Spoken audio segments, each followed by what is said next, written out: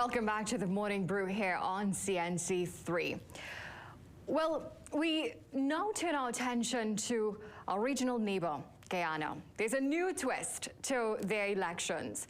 The Guyana Elections Commission, or GECOM, postponed its meeting scheduled for Tuesday after a private citizen filed legal action seeking to prevent it from using the recounted results to declare the results of the disputed March 2nd regional and general elections.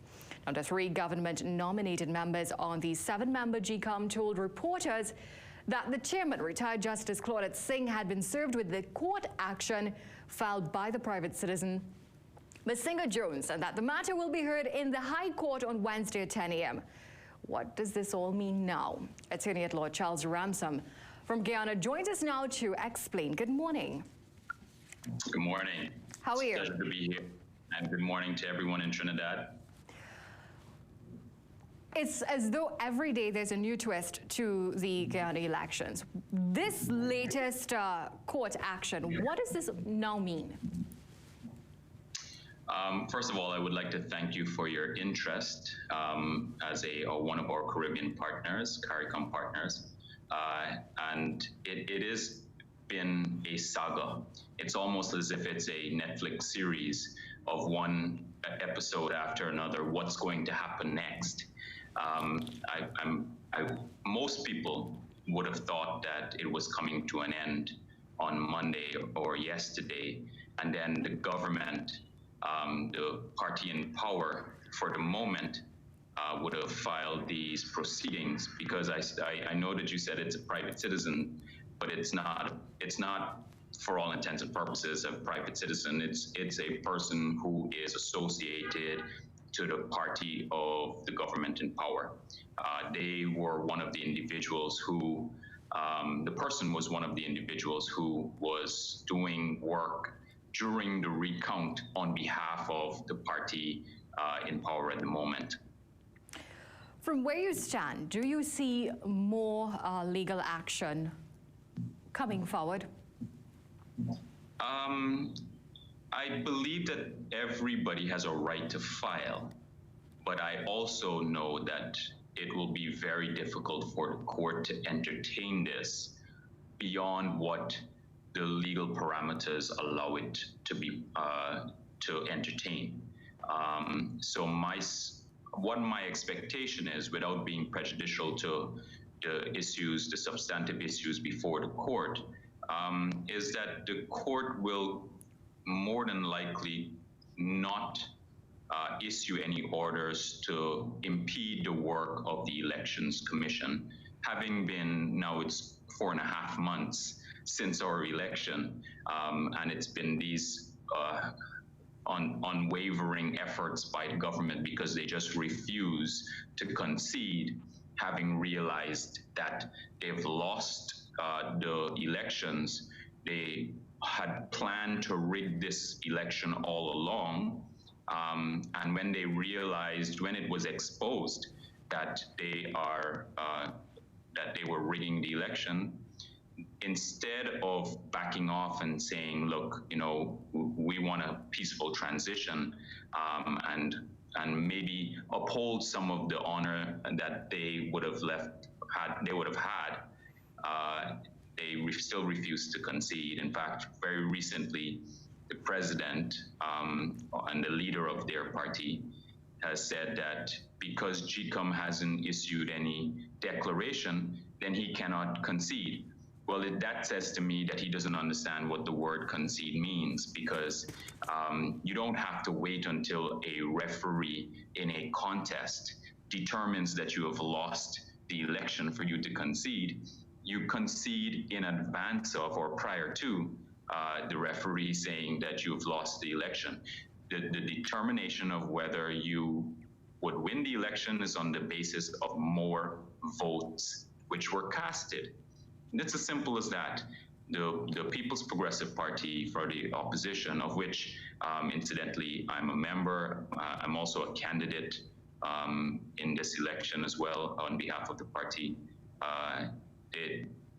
We would have won this election, and they knew this from the beginning. The world knows it. The vast majority of the country knows it. And that's why you see this unwavering attempt by the government, just because they are refusing to come out of power. But it's going to happen whether they want to concede or not. The declaration is going to be made at some point or the other, and I don't believe that the courts are going to impede the work of GCOM. How soon would you like all of this to be over? 4 months ago. 4 months ago.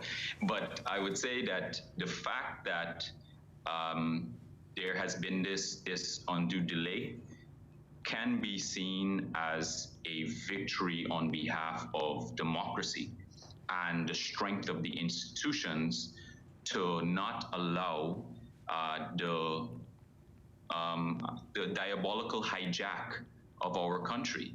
And I just want to be clear that this is an issue that affects all of us. And when I say all of us, I don't mean the people of Guyana. I mean also the members of CARICOM and the entire Caribbean, because there have been threats of sanctions emanating from our Western partners from the very beginning. And then very recently, Mike Pompeo, the Secretary of State of the United States of America, has also said that he has instructed his department to begin the process of sanctioning the persons who are seeking to benefit from electoral fraud or that are perpetrating electoral fraud.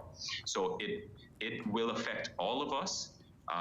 Should it be the case that an illegitimate government is installed in Guyana, because it means that all of the trade opportunities that exist here and between countries, that also taints the people who are the countries which are trading with any illegitimate government. So, for example, you would see that when the sanctions were applied on Venezuela, the companies that were trying to do business with Venezuela, they were also threatened with sanctions, and they also refused now to do any kind of trading with Venezuela. What would have happened as well is that at the moment, there are about 16 million barrels of oil sitting offshore Venezuela in large vessels, carriers. And that's because the companies themselves don't want to take, or the countries don't want to take this oil from Venezuela because they are at risk of receiving sanctions as well. So we don't want to become isolated, both as a country and as a region, as a result of the illegitimacy that would befall on Guyana, should it be the case that the government is allowed to rig their way back into power. Do you think Guyana has to do serious damage control when this is all over?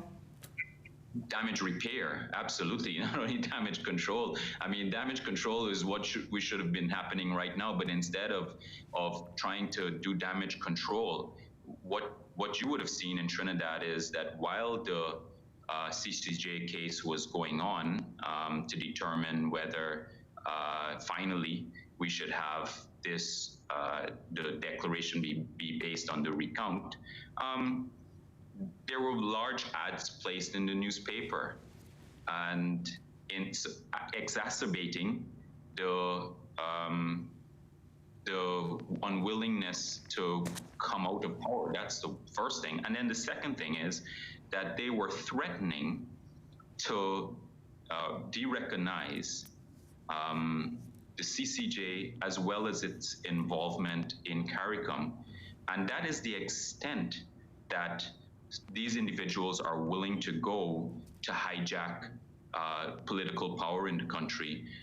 And that's because the real reason, because I'm sure you're going to get to the question of what is the motivation. Well, the motivation is that the real motivation is that when we get into office, we are going to be able to see what they have been doing over the last 5 years and the extent of the corruption. I mean, we have a lot of it already, and we've been exposing a lot of it already, but it is that information can be crystallized by having the evidence to be acted on as well. So they're mortally afraid of coming out of power because they know what they're going to be facing should they come out of power. But it's going to happen regardless. Mr. Ramson, as we wrap this interview up, with all that is happening in Guyana, what would you like your regional neighbors to know at this point in time? Not only know, but do. And they have been doing already. First of all, we would like them to know that that the incoming government shares the values of being a regional partner and an international partner. That we share the values of being a democratic country that respects the will of the people and the rule of law. Those are fundamental tenets of who we are as a people in the region. And if you think about where our history came from, that is really where our strength as a region really came from, to be able to take our territory and to call it our own, and to be able to make our decisions for ourselves in that self-determination way, but also as partners and strength in numbers. So that's the first thing. But then the second thing is we want our partners in the region to be able to stand firm with us, as they have been doing, because we will stand firm with them.